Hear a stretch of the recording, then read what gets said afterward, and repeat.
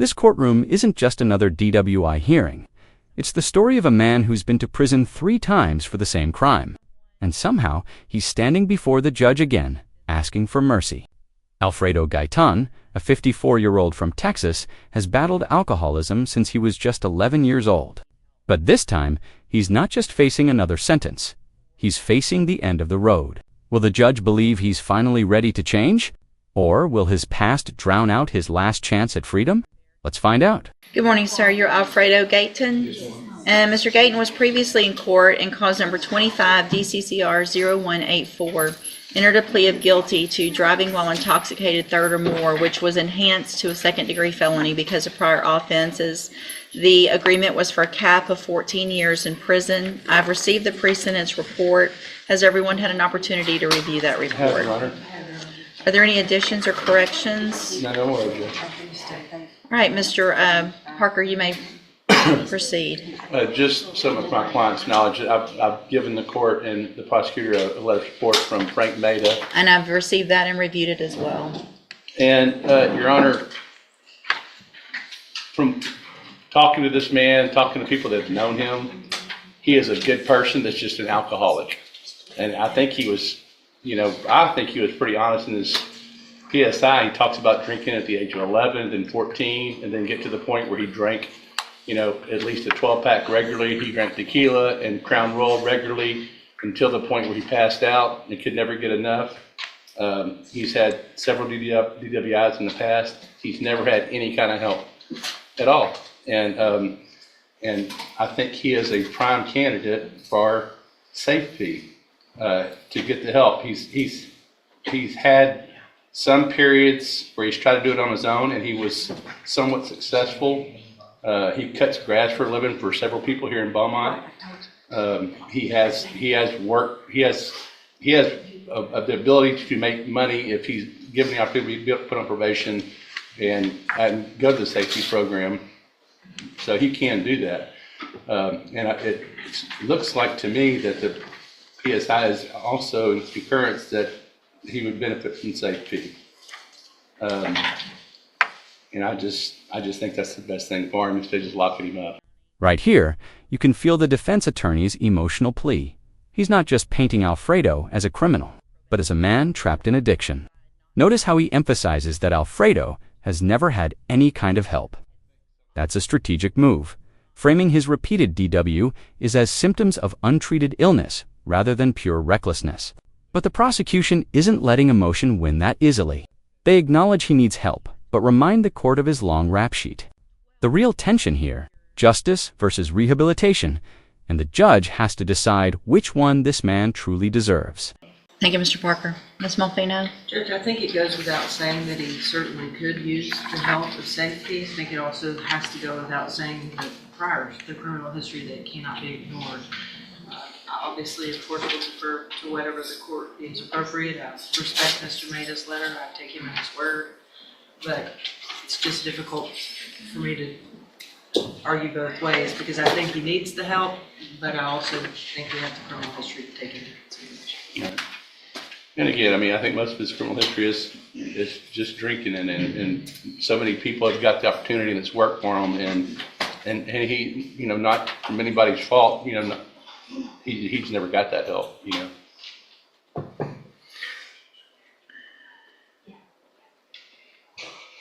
It's okay. Is there anything you want to tell the court?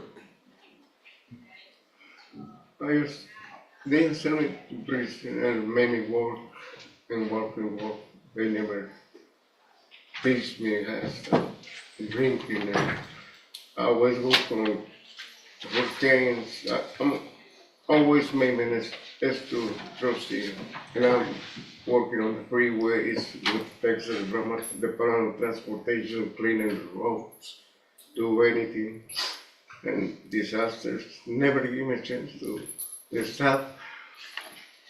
But if you've gone to prison 3 prior times. Yes, ma'am. For DWIs. 3 times you've gone to prison. So this is your 4th felony DWI. Yes, ma'am. This is your... At some point, when you get out of prison, do you say, I need help and I'm going to get help for myself instead of saying somebody else didn't help me.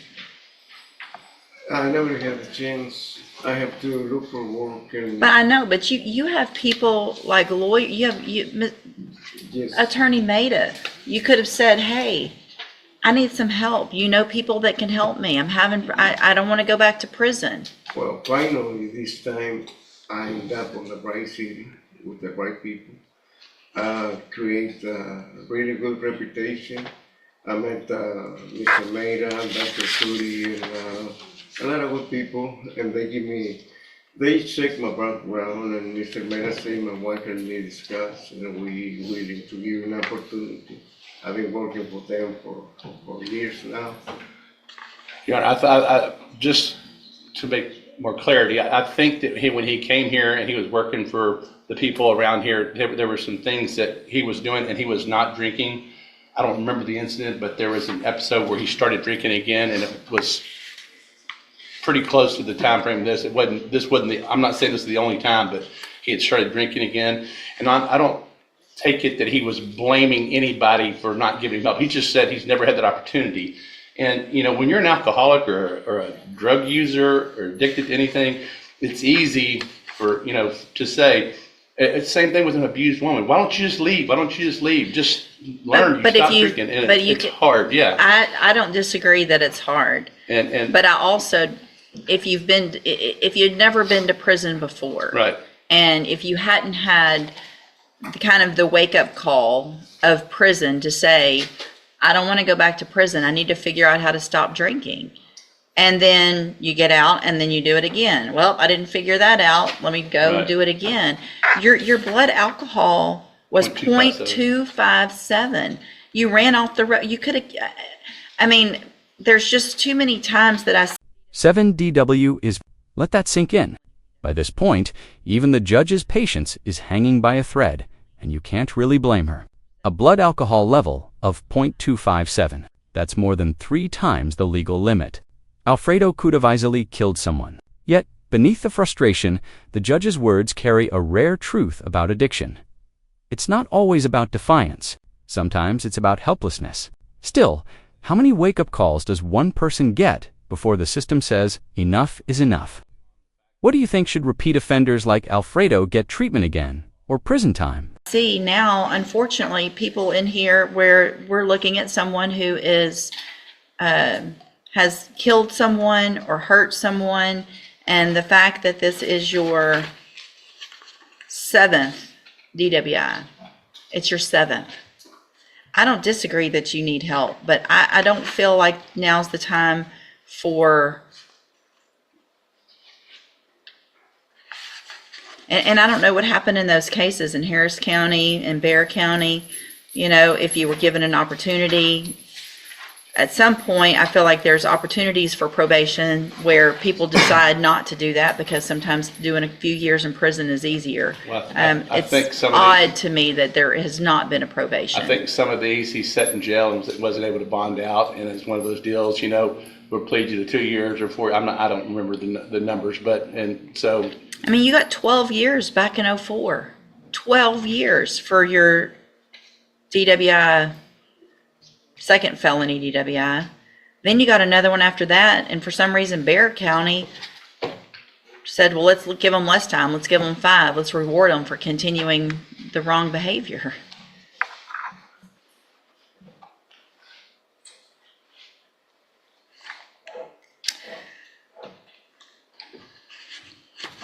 Anything else? I mean, the same thing. I just see people that, I mean, it's, you know, I concentrate solely on the fact that his criminal history is alcohol, and there are people that we've seen on their 4th or 5th that we've given safety to, or people that are on probation. People are on probation for DWI, and they violate the terms of probation by drinking, and they come back before, I mean, all these courts, and several times we say, hey, let's give you safety, you know. And I can make the same argument. You know, you just went to court. You know, I mean, I don't. I mean, I get it, but I don't get what people think. But I just think he's a prime candidate for safety, and he would benefit from it. He's a good person. He'll work. But I understand the court's position. Yes, Yeah, sure. I've been sober since that. I'm sorry. I've been sober since the accident. I moved to a small shed. You've been sober since the accident? I moved to a shed that is on the back of the property, Mr. Maida, and he said one condition, no drinking. And I respect that, and I've been doing exactly what he says. Because I know he's the only one of the few persons that believe in me, and he's given me a great opportunity. I know it's the chance of my I can't, life. slow down. He said he's one of the only ones that will give him an opportunity. He knows he's serious about it. He's allowed him to move on the back of his property in a little room, I think. We even went to what they call This moment right here might be one of the most unexpected turns in a repeat offender's case. Despite everything, the prior convictions, the blood alcohol level, the risk, the judge is still considering probation. That's almost unheard of in a 4th felony DWI case. But there's a catch. Alfredo will never be allowed to drive again. Zero tolerance. One drink, one violation, and he's gone for 10 years. The judge isn't being soft here. She's giving him one last lifeline, wrapped in barbed wire. Fail once, and it's over. What would you do in her place? a retrieve. He asked me if he willing to go, and I said yes, sir. And we spent 3 days. And he's a great person. He's been helping me a lot. So here's the thing. If I even were to consider, which I'm not sure why I'm even considering, but I might, giving you a probation, you would not drive ever a vehicle. No, ma'am. I mean, it would be part of your probation. So you're going to have to, No, ma'am. I haven't get a car. Listen to her. I mean, it would be a condition of your probation that you never drive the entire time that you're on my probation. I mean, you understand that? Yes, ma'am.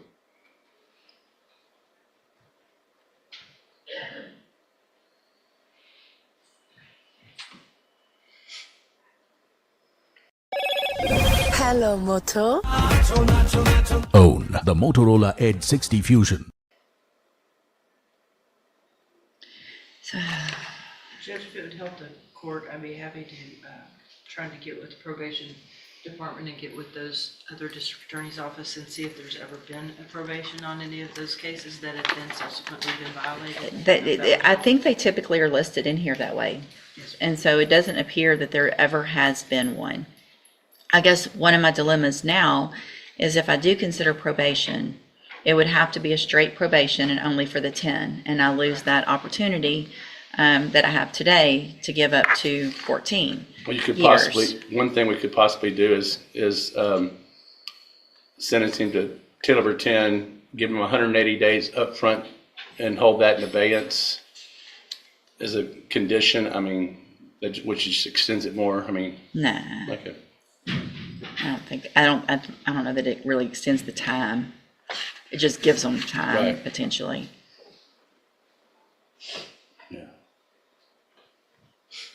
Okay, here's what I'm going to do, Mr. Gayton.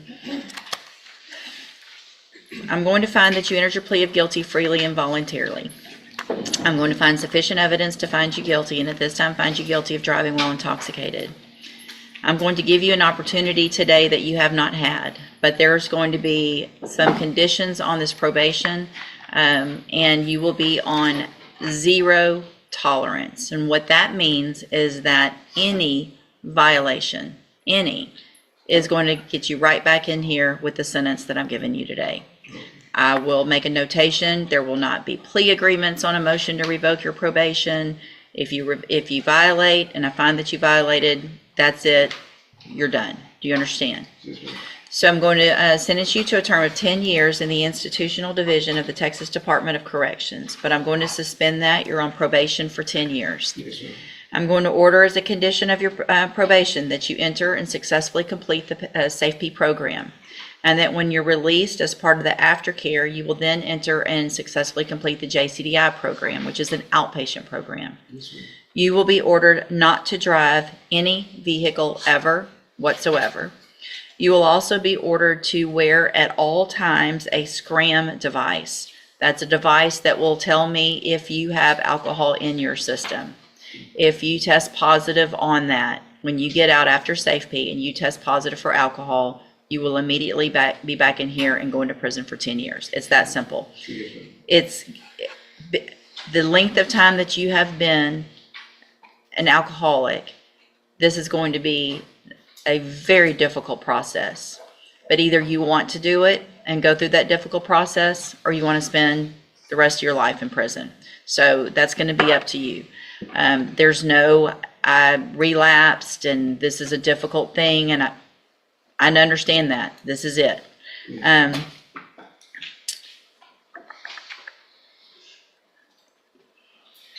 You will be ordered to serve 10 days upfront time as a condition of that program. That's required. You'll obviously get that time in while you're waiting to go to Safe P. Anything else condition-wise that anybody can think of? I'm sorry. I'm going to order a $500 fine. All right, so I think that covers it. And so, Mr.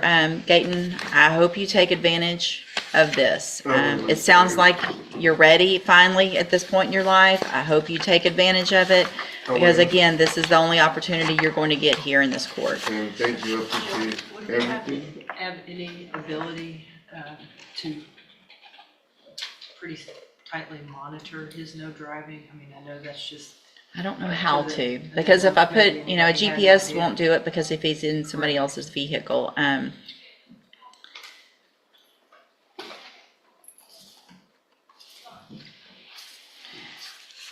mean, I'm inclined to reach out to, Maybe some of those people who have reached out for him. so I'm inclined to reach out to Mr. Maida and explain to him I will explain to about him. the no driving, because I know Mr. Maida is the one that helped get him that vehicle in the first Right. place that ended up, I think, part of this wreck. Right.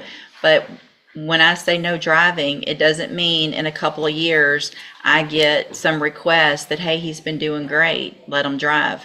You're either riding with someone, or you're on a bike, or whatever else, or walking. And that is the most serious part of what I want and need to do to make sure that the community is safe. Do you understand? Yes, ma'am. Okay. I don't see the certification.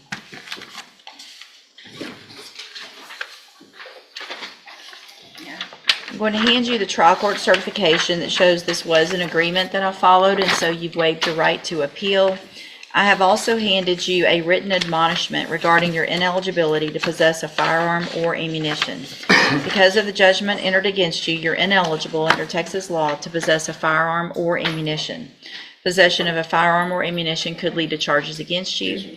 Firearm is a legal term, and you should read the written admonishment I provide you to see what devices qualify as a firearm.